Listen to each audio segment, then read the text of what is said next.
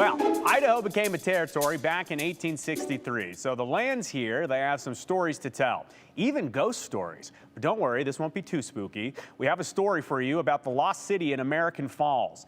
Earlier this month, KTVB's Brenda Rodriguez went out to Bingham County for an investigative story. On the way, she snapped this picture and tweeted, "I'm in American Falls this morning. Does anyone know what that building in the middle of the water is?" Well, it turns out that building is a part of a city that is now under water. It's not Atlantis, but it is the only standing structure left. And that city was the original American Falls town site. It was located next to a series of cascading falls that the Bureau of Reclamation wanted to utilize.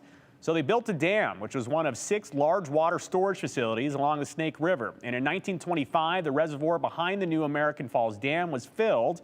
The Bureau of Reclamation bought or condemned property so they could fill the reservoir, and the entire town had to move up the hill or else they'd be underwater.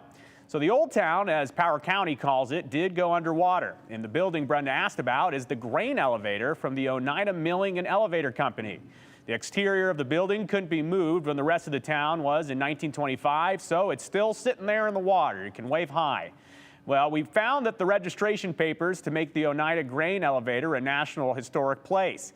Back in 1993, the Idaho State Historic Preservation Officer, John R. Hill, submitted the application claiming the grain elevator is associated with events that have made a significant contribution to the broad patterns of our history. I guess that's true. Oh, look at that, because we are talking about it right now in the history segment. And apparently later in the summer, when the reservoir levels are lower, the levels I should say, you can actually see some of the foundations of the old town. Maybe we'll have to get the chance to get out there later this year and show you.